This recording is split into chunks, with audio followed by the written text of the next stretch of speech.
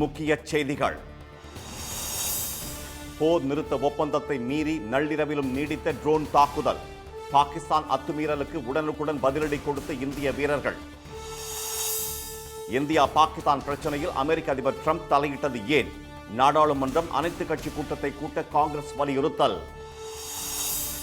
தமிழ்நாட்டில் பள்ளி மாணவர்களின் கற்றல் திறன் 4 ஆண்டுகளில் அதிகரிப்பு. தேசிய சராசரியை விட சிறப்பாக உள்ளதாக மாநில திட்டக்குழு துணைத் தலைவர் தகவல்.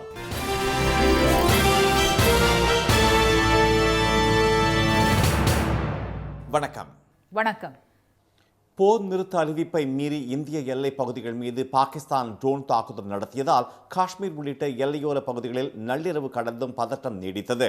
பெஹல்காமில் 26 சுற்றுலா பயணிகள் கொல்லப்பட்டதற்கு பாடம் புகட்டும் வகையில் கடந்த 7ஆம் தேதி நள்ளிரவில் பாகிஸ்தான் மற்றும் பாகிஸ்தான் ஆக்கிரமிப்பு காஷ்மீர் பகுதிகளில் உள்ள தீவிரவாத முகாம்கள் மீது இந்தியா தாக்குதல் நடத்தியது.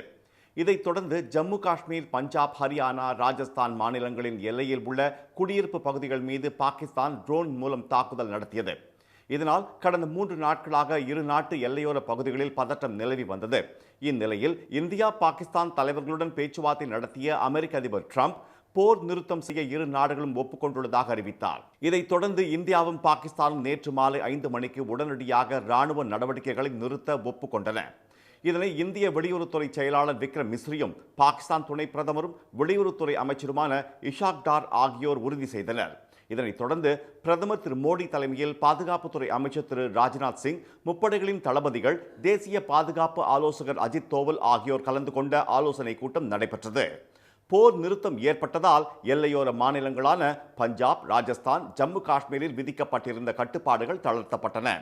ஆனால் போர் நிறுத்தம் ஏற்பட்ட 3 மணி நேரத்தில் நேற்றிரவு ஜம்மு காஷ்மீர் மாநிலத்தில் உதாம்பூர், ஸ்ரீநகர், ஆர்எஸ்புரம் மற்றும் பஞ்சாப் மாநிலம் அம்பாலா ஆகிய நகரங்களை குறிவைத்து பாகிஸ்தான் மீண்டும் ட்ரோன் தாக்குதல்களை நடத்தியது. இதனை இந்திய ராணுவம் பதில் தாக்குதல் மூலம் முறியடித்தது.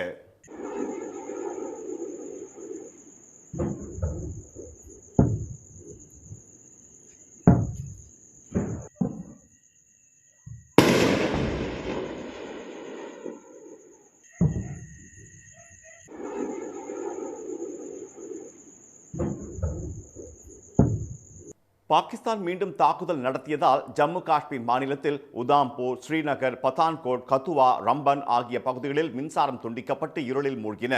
பஞ்சாப் மாநிலத்திலும் ஃபெரோஸ்பூர், பாட்டிண்டா, பாஷில்கா, பாட்டியாலா உள்ளிட்ட இடங்களில் மின்சாரம் துண்டிக்கப்பட்டு பொதுமக்கள் வீடுகளை விட்டு வெளியே வர வேண்டாம் என்று எச்சரிக்கப்பட்டனர். சண்டை நிறுத்த உடன்பாட்டை மீறி பாகிஸ்தான் தாக்குதல் நடத்தியது சர்வதேச அளவில் அதிர்ச்சியை ஏற்படுத்தியது. இதைத் தொடர்ந்து நேற்றிரவு செய்தியாளர்களிடம் பேசிய வெளியுறவுத்துறை செய்தி தொடர்பாளர் திரு விக்ரம் மிஸ்ரி, பாகிஸ்தானின் அத்துமீறலுக்கு இந்திய ராணுவம் தகுந்த பதிலடி கொடுத்து வருவதாகவும் அதற்கான முழுமையான சுதந்திரம் அளிக்கப்பட்டுள்ளதாகவும் தெரிவித்தார். For the last few hours, there have been repeated violations of the understanding arrived at earlier this evening between the Directors General of Military Operations of India and Pakistan. This is a breach of the understanding arrived at earlier today. The armed forces are giving an adequate and appropriate response to these violations, and we take very, very serious notice of these violations. We call upon Pakistan to take appropriate steps to address these violations and deal with the situation with seriousness and responsibility. எல்லை கட்டுப்பாட்டு கோட்டு பகுதியில் நடப்பவற்றை உன்னிப்பாக கண்காணித்து வருவதாகவும் தெரிவித்த திரு மிஸ்ரி, அத்துமீறி தாக்குதல் நடத்துவதை பாகிஸ்தான் உடனடியாக நிறுத்த வேண்டும் என எச்சரித்தார். இந்தியாவும் பாகிஸ்தானும் போர் நிறுத்தத்தை கடைபிடிக்க வேண்டும் என்று இங்கிலாந்து பிரதமர் ஸ்டாமர், சீன வெளியுறவுத்துறை அமைச்சர் வாங்கி ஆகியோர் வலியுறுத்தியுள்ளனர். இதையடுத்து இந்தியாவுடன் பேச்சுவார்த்தை நடத்த தயாராக உள்ளதாகவும் போர் நிறுத்தப்பட வேண்டும் என்பதே தமது விருப்பம் என்றும் பாகிஸ்தான் பிரதமர் ஷெபாஸ் ஷெரீப் அறிவித்துள்ளார். இந்தியா பாகிஸ்தான் இடையிலான பிரச்சனையில் அமெரிக்க அதிபர் டிரம்ப் தலையிட்டது ஏன் என்று கேள்வி எழுப்பியுள்ள காங்கிரஸ் உடனே நாடாளுமன்ற சிறப்பு கூட்டத்தை கூட்ட வலியுறுத்தியுள்ளது. பெஹல்காம் தீவிரவாத தாக்குதலுக்கு பாடம் புகட்டும் விதமாக பாகிஸ்தான் மற்றும் பாகிஸ்தான் ஆக்கிரமிப்பு காஷ்மீர் மீது இந்திய படைகள் தாக்குதல் நடத்தியதை தொடர்ந்து ஜம்மு காஷ்மீர், ராஜஸ்தான், ஹரியானா, பஞ்சாப் மாநிலங்களில் உள்ள இரு நாட்டு எல்லைப் பகுதிகளில் பாகிஸ்தான் அத்துமீறி ட்ரோன்கள் மூலம் தாக்குதல் நடத்தி வந்தது. இதனால் ஏற்பட்டிருந்த பதற்றம் நேற்று மாலை எடுக்கப்பட்ட சண்டை நிறுத்த முடிவுக்கு பிறகு தணிந்தது. இரு நாடுகளின் போர் நிறுத்த அறிவிப்பை தலைவர்கள் வரவேற்றுள்ளனர். முதலமைச்சர் திரு மு.க. ஸ்டாலின் போர் நிறுத்தம் வரவேற்க வேண்டிய ஒன்று என்றும் அமைதி நிலவட்டும், நமது எல்லையை தைரியத்துடன் பாதுகாத்த வீரர்களுக்கு எங்களது மனமார்ந்த வாழ்த்துக்கள் என்றும் எக்ஸ் தளத்தில் பதிவிட்டுள்ளார். காஷ்மீர் முதலமைச்சர் திரு உமர் அப்துல்லா, முன்னாள் முதலமைச்சர் திருமதி மெஹபூபா, கர்நாடக முதலமைச்சர் திரு சித்தராமையா, சமாஜ்வாடி தலைவர் திரு அகிலேஷ் உள்ளிட்டோர் வரவேற்பு தெரிவித்தனர். அதே சமயம் இந்தியா பாகிஸ்தான் பிரச்சனையில் அமெரிக்காவும் அந்நாட்டு அதிபர் டிரம்பும் தலையிட்டது ஏன் என்று காங்கிரஸ் பொதுச் செயலாளர் திரு ஜெயராம் ரமேஷ் எக்ஸ் தளத்தில் கேள்வி எழுப்பியுள்ளார். மூன்றாவது நாடு நமது பிரச்சனையை தீர்த்து வைக்கிறது என்றால் இங்கு என்ன நடக்கிறது என்பது குறித்து அரசியல் கட்சிகள் தெரிந்து கொள்ள வேண்டிய அவசியம் ஏற்பட்டுள்ளதாக கூறியுள்ள அவர், எனவே உடனடியாக அனைத்து கட்சி கூட்டத்தை கூட்ட வேண்டும் என்று பிரதமர் திரு மோடியை வலியுறுத்தியுள்ளார். மேலும் பெஹல்காம் தாக்குதலுக்கு பிறகு கடந்த 18 நாட்களாக எடுக்கப்பட்ட நடவடிக்கைகள் என்ன என்பது குறித்து விவாதிக்க நாடாளுமன்ற சிறப்பு கூட்டத்தை கூட்ட வேண்டும் என்றும் அவர் வலியுறுத்தியுள்ளார். இதனிடையே இந்தியா பாகிஸ்தான் இடையே போர் நிறுத்தம் ஏற்பட சிறப்பாக செயல்பட்டதாக அமெரிக்க வெளியுறவுத்துறை அமைச்சர் மார்க்கோ ரூபியோவுக்கு அந்நாட்டின் துணை அதிபர் திரு ஜே.டி. வான்ஸ் எக்ஸ் தளத்தில் பாராட்டு தெரிவித்துள்ளார். தமிழ்நாட்டில் 3, 5 மற்றும் 8ஆம் வகுப்பு மாணவர்களின் கற்றல் திறன் கடந்த 4 ஆண்டுகளில் அதிகரித்திருப்பது ஆய்வில் தெரிய வந்திருப்பதாக மாநில திட்டக்குழு துணைத் தலைவர் திரு ஜெயரஞ்சன் தெரிவித்துள்ளார். தமிழ்நாட்டில் பள்ளி மாணவர்களின் கல்வித்திறன் குறைந்து வருவதாக ஆளுநர் திரு ஆர்.என். ரவி விமர்சித்து வருகிறார். இந்நிலையில் அரசு மற்றும் அரசு நிதி உதவி பெறும் பள்ளிகளில் படிக்கும் மாணவர்களின் கற்றல் திறன் குறித்து நடத்தப்பட்ட ஆய்வறிக்கையை முதலமைச்சர் திரு மு.க. ஸ்டாலினிடம் அவர் நேற்று வழங்கினார். பின்னர் செய்தியாளர்களிடம் பேசிய திரு ஜெயரஞ்சன், தமிழ்நாடு முழுவதும் அரசு மற்றும் அரசு நிதி உதவி பெறும் 45,000க்கும் மேற்பட்ட பள்ளிகளில் 3, 5 மற்றும் 8ஆம் வகுப்புகளில் பயிலும் மாணவர்களின் கற்றல் திறன் குறித்து நடத்தப்பட்ட ஆய்வு குறித்து விளக்கினார். 2021ஆம் ஆண்டு மத்திய அரசு எடுத்த ஆய்வுடன் ஒப்பிடுகையில் தமிழ்நாட்டில் கற்றல் விகிதம் அதிகரித்திருப்பதாக அவர் தெரிவித்தார். இங்கிலீஷும் தமிழும் பார்த்தோம் சொன்னோம்னாக்க கொடுக்கப்பட்ட கேள்விகள் நம்ம இப்போ 100 கேள்வி கொடுத்தோம்னு சொன்னோம்னாக்க எல்லா மாணவர்களையும் சேர்த்து நம்ம இந்த ஸ்டேட் வைடு எடுத்து பார்த்ததில்ல 67 விழுக்காடு மாணவர்களால் என்ன செய்ய முடியுது அப்படின்னு கேட்டிங்கனாக்கா அந்த 67 விதமான கொஸ்டின்ஸ் அவங்களால பதில் சொல்ல முடியும். 67% வரைக்கும் பதில் சொல்கிறாங்க. அதே மாதிரி இங்கிலீஷ் எடுத்து பார்த்தீங்கன்னாக்கா 69 வரைக்கும் சொல்கிறாங்க, 69% வரைக்கும். இதே வந்து ஒரு 4 வருஷத்துக்கு முன்பு என்ன பண்ணிட்டீங்கன்னாக்கா நேஷனல் லெவலில் இந்த மாதிரி ஒரு அசஸ்மெண்ட் பண்ணபோது இதே ரெண்டுக்கு இங்கிலீஷும் தமிழுக்கும் பார்த்தீங்கன்னு சொன்னீங்கன்னாக்கா தமிழில் வந்து 64% வரைக்கும் தான் வந்தது, இங்கிலீஷில் 63 தான் இருந்தது. வழக்கமாக இதுபோன்ற கற்றல் அடைவு திறன் ஆய்வை மத்திய அரசு மற்றும் தொண்டு நிறுவனங்கள் மட்டுமே மேற்கொள்ளும் என்ற திரு ஜெயரஞ்சன் முதன்முறையாக இந்த ஆய்வை தமிழக அரசு மேற்கொண்டிருப்பதாக கூறினார். தமிழ்நாட்டில் 45,924 பள்ளிகளில் 9 லட்சத்திற்கும் மேற்பட்ட மாணவர்களிடம் மேற்கொண்ட ஆய்வில் அவர்களின் கற்றல் திறன் தேசிய சராசரியை விட சிறப்பாக இருப்பதாக கூறிய அவர், தமிழ்நாட்டில் கடந்த 4 ஆண்டுகளில் கற்றல் திறன் அதிகரித்திருப்பது ஆய்வில் தெரிய வந்திருப்பதாக தெரிவித்தார். கொரோனா பாதிப்பு காலங்களில் ஏற்பட்ட இடைவெளி காரணமாக 8ஆம் வகுப்பு மாணவர்கள் கணித பாடத்தில் பின்தங்கியிருப்பதாக திரு ஜெயரஞ்சன் கூறினார். சமூக அறிவியல் பாடத்தில் 8ஆம் வகுப்பு மாணவர்கள் எதிர்பார்த்ததை விட சிறப்பாக உள்ளதாக கூறிய அவர், ஆய்வு அம்சங்களின் அடிப்படையில் கண்டறியப்பட்ட குறைகளை பள்ளிக் கல்வித்துறை சரி செய்யும் என்று தெரிவித்தார். பாகிஸ்தானுக்கு எதிரான தாக்குதலில் இந்திய ராணுவத்துக்கு உதவ பஞ்சாப் மாநிலம் சண்டிகரில் ஆயிரக்கணக்கான இளைஞர்கள் குவிந்ததால் பரபரப்பு ஏற்பட்டது. இந்தியா பாகிஸ்தான் இடையே போர் பதற்றம் நிலவியதால் ராணுவத்திற்கு உதவியாக சிவில் பாதுகாப்பு படையில் தன்னார்வலராக பணியாற்ற 18 வயதுக்கு மேற்பட்ட இளைஞர்கள் வரலாம் என்றும் அவர்களுக்கு முதலுதவி மற்றும் தீயணைப்பு போன்ற அவசர கால பயிற்சி அளிக்கப்படும் என்றும் சண்டிகர் மாவட்ட நிர்வாகம் அறிவித்திருந்தது. இதையடுத்து தன்னார்வலராக சேர சண்டிகரில் உள்ள ராணுவ பயிற்சி முகாம் அருகே நேற்று ஆயிரக்கணக்கானோர் திரண்டனர். இதனால் கடும் போக்குவரத்து நெரிசல் ஏற்பட்டது. கல்லூரி மாணவிகள், பட்டதாரி இளைஞர்கள் என ஏராளமானோர் திரண்டதால் கூட்டத்தை கட்டுப்படுத்த காவல்துறையினர் சிரமப்பட்டனர்.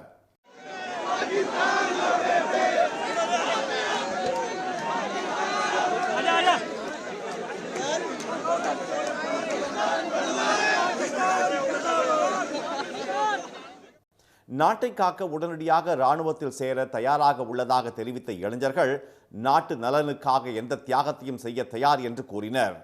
ये इसके लिए पहुंचे हम सपोर्ट करने के लिए आर्मी को। हाँ जी, मैं उनके लिए बहुत कुछ करना चाहती हूँ क्योंकि एक तरीके से वो हमारे लिए बहुत कुछ कर रहे हैं, तो हम चाहते हैं कि हम उनके लिए कुछ करें. ஒரே நேரத்தில் ஆயிரக்கணக்கானோர் திரண்ட நிலையில் பயிற்சி முகாமில் போதிய முன்னேற்பாடுகள் செய்யப்படாததால் சண்டிகர் நகரமே திணறும் நிலை ஏற்பட்டது. புதிதாக தேர்வாகியுள்ள போப் 14ஆம் லியோ தமிழ்நாட்டில் கொங்கு மண்டலம் பற்றியும் நமது மாநிலத்தின் பண்பாடு பற்றியும் பாரம்பரியம் பற்றியும் நன்கு அறிந்தவர் என்று பொள்ளாச்சி மக்கள் தெரிவித்துள்ளனர். கத்தோலிக்க கிறிஸ்தவர்களின் தலைவராக இருந்த போப் பிரான்சிஸ் ஏப்ரல் 21ஆம் தேதி காலமானதை அடுத்து நேற்று முன்தினம் 267வது போப்பாண்டவராக அமெரிக்காவைச் சேர்ந்த கார்டினல் ராபர்ட் பெர்வெஸ்ட் தேர்வு செய்யப்பட்டார். திருச்சபை முறைப்படி 14ஆம் லியோ என பெயர் மாற்றிக்கொண்ட அவர் கடந்த 2006ஆம் ஆண்டு பொள்ளாச்சி ஜமீன் ஊத்துக்குழி பகுதியில் தொடங்கப்பட்ட செண்பகம் பள்ளிக்கு ஆய்வு மேற்கொள்வதற்காக வந்துள்ளார். அகஸ்டியன் சபையால் நிர்வகிக்கப்படும் இந்த பள்ளியை நேரில் ஆய்வு செய்த அவர் தமிழ் மொழி மற்றும் தமிழ்நாட்டின் பாரம்பரியத்தை நன்கு அறிந்தவர் என பள்ளி நிர்வாகிகள் தெரிவித்தனர்.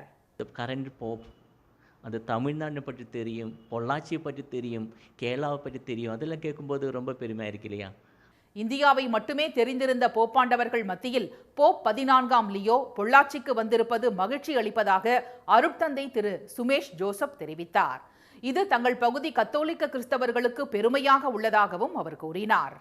கன்னியாகுமரி கடல் நடுவே அமைந்துள்ள கண்ணாடி பாலத்தை காண சுற்றுலா பயணிகள் குவிந்து வருவதால் முன்கூட்டியே அனுமதி சீட்டு வழங்கப்படும் என்று பூம்புகார் கப்பல் போக்குவரத்து கழகம் அறிவித்துள்ளது.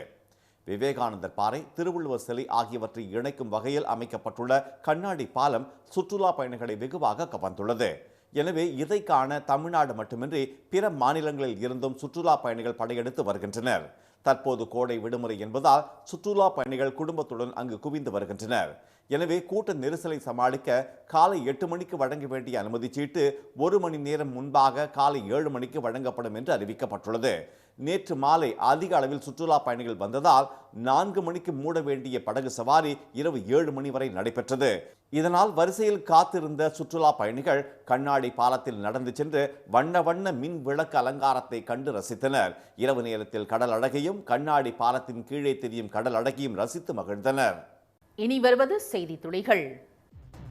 திருப்பதி ஏழுமலையான் கோயிலில் பக்தர்கள் மீது பயங்கரவாதிகள் தாக்குதல் நடத்தினால் அவர்களிடமிருந்து பக்தர்களை பாதுகாப்பாக மீட்டு பயங்கரவாதிகளை பிடிக்கும் ஒத்திகை நடைபெற்றது.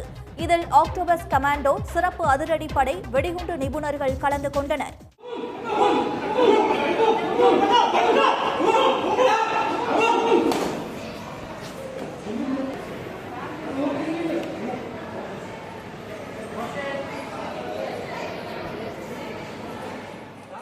மோப்ப நாய்கள் கொண்டு வெடிகுண்டுகளை செயலிழக்க வைப்பது, காயமடைந்தவர்களை மீட்டு மருத்துவமனைக்கு அழைத்து செல்வது குறித்தும் ஒத்திகை பார்க்கப்பட்டது.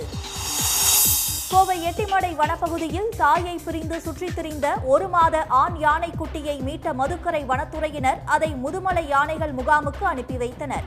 தாய் யானையை கண்டறிந்து குட்டியை சேர்க்க அவர்கள் 5 முறை மேற்கொண்ட முயற்சிகள் தோல்வியில் முடிவடைந்ததால் முகாமுக்கு யானை குட்டி அனுப்பி வைக்கப்பட்டது.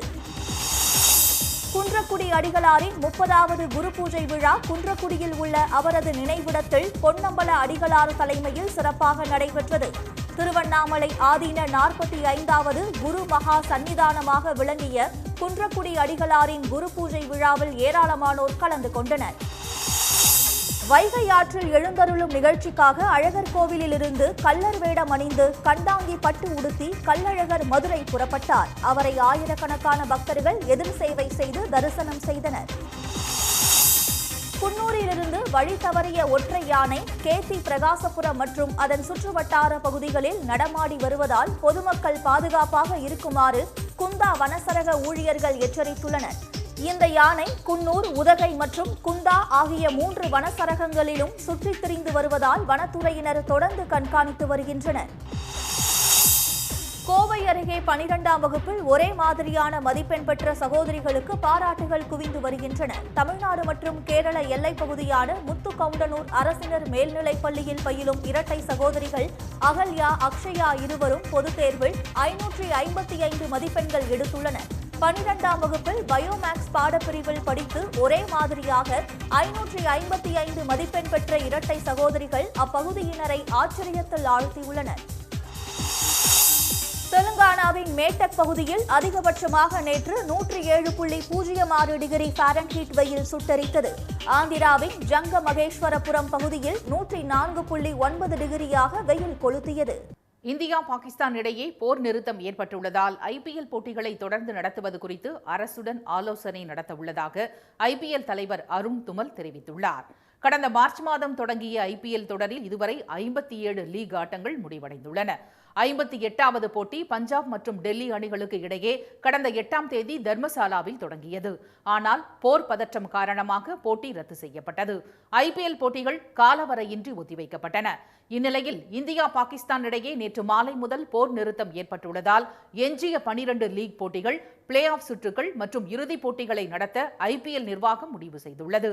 இதுகுறித்து மத்திய அரசுடன் ஆலோசனை நடத்தி முடிவு எடுக்கப்படும் என்று IPL தலைவர் அருண் துமல் கூறியுள்ளார்.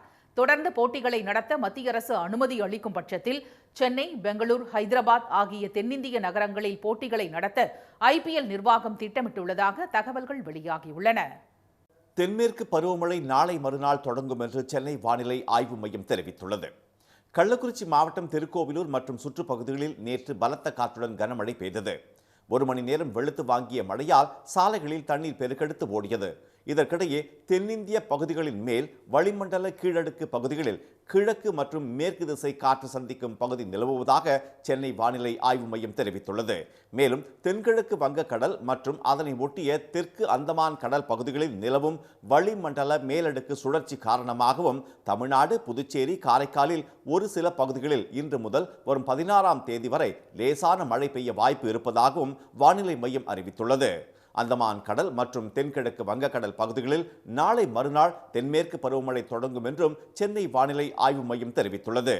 நடப்பாண்டு முன்கூட்டியே தென்மேற்கு பருவமழை தொடங்கும் என்றும் இயல்பான அளவான 87 சென்டிமீட்டர் சராசரியை தாண்டி மழை பொழிவு இருக்கும் என்றும் இந்திய வானிலை ஆய்வு மையம் ஏற்கனவே கூறியிருப்பது குறிப்பிடத்தக்கது.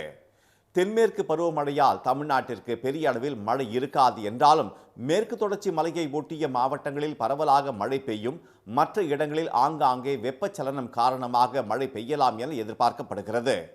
மீண்டும் முக்கிய செய்திகள். போர் நிறுத்த அறிவிப்பை மீறி இந்திய எல்லைப் பகுதிகள் மீது பாகிஸ்தான் ட்ரோன் தாக்குதல் நடத்தியதால் காஷ்மீர் உள்ளிட்ட எல்லையோர பகுதிகளில் நள்ளிரவு கடந்தும் பதற்றம் நீடித்தது.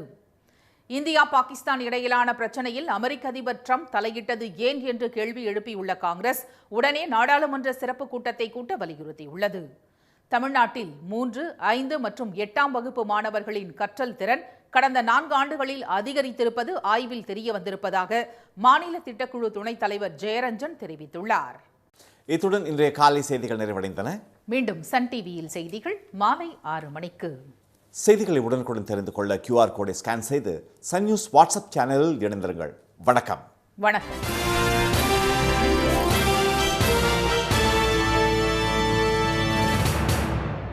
உடனுக்குடன் செய்திகளை தெரிந்து கொள்ள சன் நியூஸ் பெல் ஐகானை கிளிக் பண்ணுங்க.